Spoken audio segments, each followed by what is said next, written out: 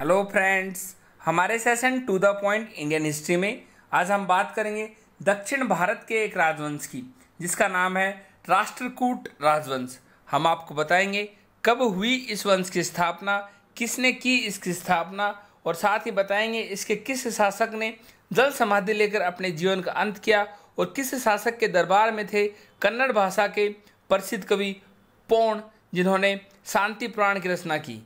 हम आपको बताएंगे विस्तार से, साथ ही बताएंगे आगामी एग्जाम HCS, हरियाणा पुलिस, पटवारी, ग्राम सचिव आदि में एग्जामिनर आपसे एग्जाम में कैसे क्वेश्चन पूछ चुका है और कैसे क्वेश्चन पूछ सकता है राष्ट्रकूट राजवंश से। चलो स्टार्ट करते हैं आज का सेशन। हम आपको बता दें राष्ट्रकूट दक्षिण भारत का प्रमुख राजवंश था। इसके संस्थापक दंतिवर्मन को माना जाता है। एग्जामिनर आपसे पूछ सकता है राष्ट्रकूट राजवंश की संस्थापक का नाम बताइए, तो वो थे दंतिदुर्ग या दंतिवर्मन को माना जाता है। दंतिदुर्ग ने 752 ईस्वी में चालुक्य शासक कीर्तिवर्मन को पराजित कर स्वतंत्र राज्य की नींव रखी। इनकी प्रारंभिक राजधानी मयूर खिंदी थी। एग्जामिनर ये भी पूछ सकता है कि राष्ट्रकूट राजवंश की प्रारंभिक राजधानी क्या थी। आपका आंसर होगा मयूर खिंदी। बाद में अमोघ वर्ष के समय इन्होंने मान्यखेत को अपनी राजधानी बनाया। अमोघ वर्ष इनके शासक थे आगे के, जिनके दौरान इन्होंने अपनी राजधानी मयूर खिंदी से मान्यखेत को अपनी राजधानी बनाया।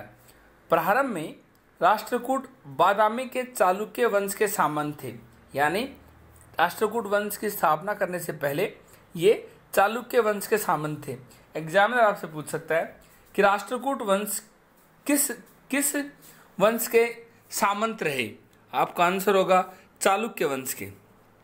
अरब लेखक अबू जैद के अनुसार राष्ट्रकूट महिलाएं चेहरे पर पर्दा नहीं करती थी।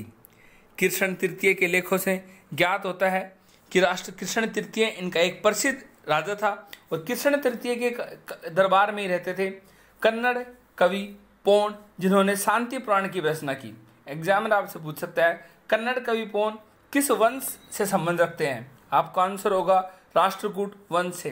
किस राजा के दरबार में थे वो थे कृष्ण तृतीय राष्ट्रकूट शासक के दरबार में। इसके अलावा राष्ट्रकूट तोंग के वंशज थे तथा इसका आदि पुरुष रठ था। संजन अभिलेख में अमोघ वर्ष प्रथम ने राष्ट्रकूटों को यदुवंशी भी बताया है। इन्होंने अपनी पैतृक परंपरा को यादव सात्यकी से जोड़ा है। अरब यात्रियों ने राष्ट्रकूट शासकों को भलर कहा है। इतिहासकार CV वैद राष्ट्रकूटों को मराठाओं का पूर्वज मानते हैं। अलम सूदी के अनुसार राष्ट्रकूटों की पैदल सेना सर्वाधिक शक्तिशाली थी। जैन धर्म को राष्ट्रकूटों को राज्य श्रेय प्राप्त था और परमार इनके सामंत थे। राष्ट्रकूटों ने अरब व्यापारियों को अपने राज्य में बसने, व्यापार करने, इस्लाम का प्रचार व प्रसार करने के साथ उन्हें मस्जिद बनाने की भी अनुमति दी थी। एग्जामिनर आपसे पूछ सकता है निम्नलिखित में किस वंश ने अरब व्यापारियों को व्यापार करने, इस्लाम का प्रसार करने और उन्हें मस्जिद बनाने की अनुमति दी थी। आपका आंसर होगा राष्ट्रकूटों ने।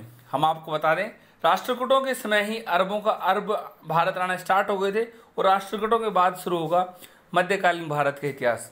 इसके अलावा हम आपको बता दें राष्ट्रकूटों ने ही महाराष्ट्र में अलोरा व एलिफेंटा गुफाओं का निर्माण किया था। बात करें एलोरा की, तो एलोरा में 34 शैलकृत गुफाएं हैं। इनमें 1 से 12 तक बौद्ध धर्म से संबंधित है, 13 से 29 तक हिंदू और 30 से 24 तक जैन की गुफाएं हैं। बौद्ध गुफाओं में सबसे प्रसिद्ध विश्वकर्मा गुफा संख्या 10 है। इसमें एक चैत्य है। वहाँ पर 2 मंजिली और 3 मंजिली गुफाएं भी हैं जिन्हें 2 थल तथा 3 थल नाम दिया गया है। एलोरा की गुफा में 15 विष्णु को नरसिंह अर्थात पुरुष सिंह के रूप में दिखलाया गया है। एग्जामिनर आपसे पूछ सकता है निम्नलिखित किस वंश ने अलोरा व एलिफेंटा गुफाओं का निर्माण किया था। आपका आंसर होगा राष्ट्रकूट वंश ने, यानी राष्ट्रकूट राजवंश ने। हमारे आज के सेशन में इतना ही। Thank you.